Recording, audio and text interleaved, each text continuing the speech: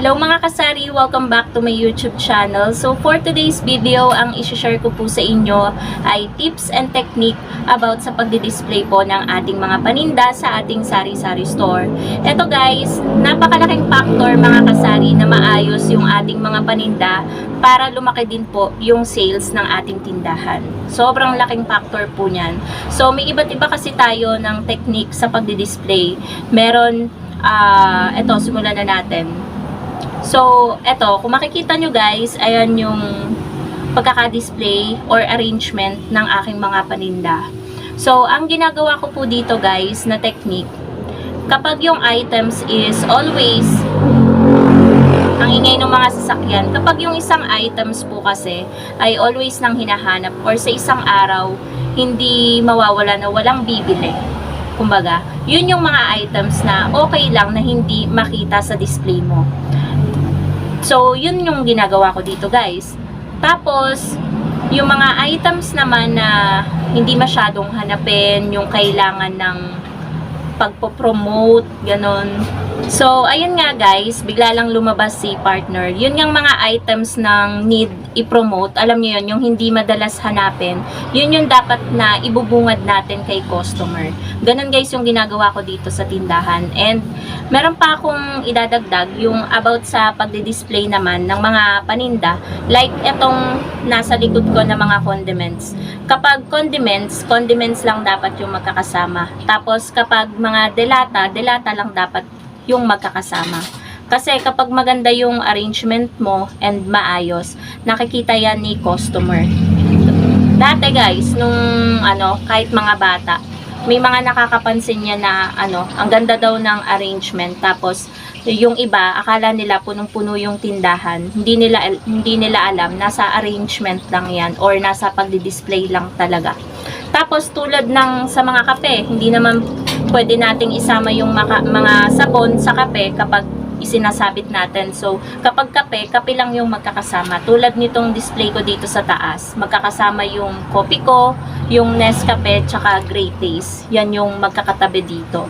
Tapos, kung ano yung mga itinitimpla, ganyan. Yung mga Milo, Bear Brand, Energen, yan yung magkakasama. Hindi tayo pwedeng magsabit dyan ng mga sabon kasi maghahawa-hawa yung lasa niyan. Tapos, kaya dito, sa bawat area dito sa tindahan, meron akong kanya-kanyang tawag. Tulad dito sa mga delata at condiments, ang tawag ko dyan, delata and condiment section. Tapos, dito sa lagayan natin ng mga chichirya, kaso nga lang walang laman ngayon, snack rack ang tawag dyan, or chichirya section. Tapos, dito naman sa section ng mga bar, yung mga powder, ang tawag ko dyan ay sabunan section. Ganon. Tapos, ito yung mga biskwit natin dito naman sa kabilang bilihan. Yung mas mababang bilihan. Dito kasi sa side na to, kung dun sa mga dati ko pang viewers, alam nila na yung bilihan dito ng customer is dalawa yung bukas na bintana dito. Kaya dito sa mataas, yung halos na mga bumibili dito is yung mga matatangkad. Tapos dito naman halos mga bata kasi medyo mababa dito sa kabilang bilihan. Kaya dito sa kabilang bilihan, dito ko i-display yung mga tag-pipiso natin na gamis. Yan. Kaya lang ngayon yung gamis ko is kokonte kasi 'di ba nagpasko, nagbagong taon. So, ang tagal bago bumalik ng ahente natin. Pero sa Tuesday, dadating na sila. So, magkakaroon na tayo ng maraming klase ulit ng gamis. Kasi naghahanap na talaga yung mga bata ng ibang gamis. Kapag kasi kukunti yung gamis na nakadisplay dyan, mahihirapan tayong ipaubos. Unlike yung kapag maraming nakadisplay dyan, maraming choices.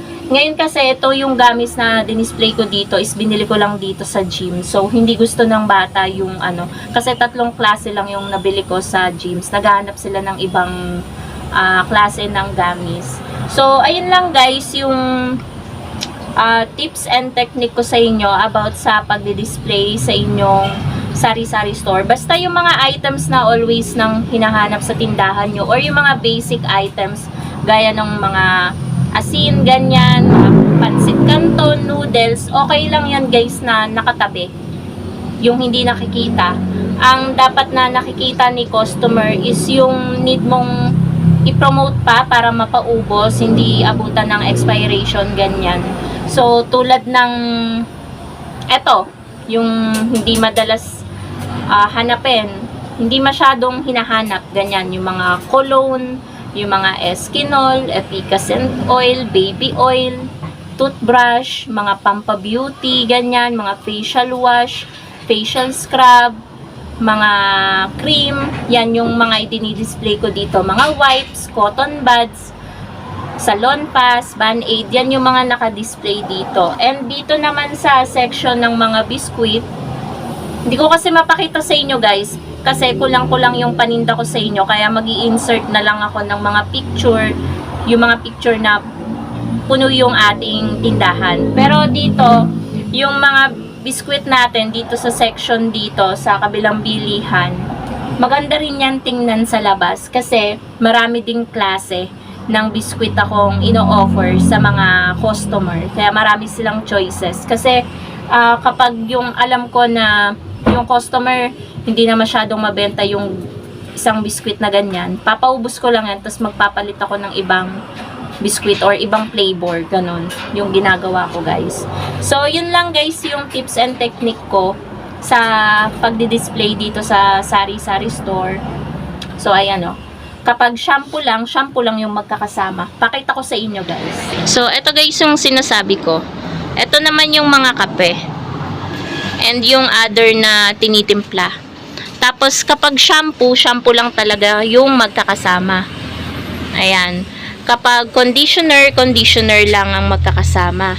Yan. So, yung iba pang mga sabon, ayan, pwede naman yan dyan. Yan. Mga non-food items, ayan. Diba? Wala nang downy.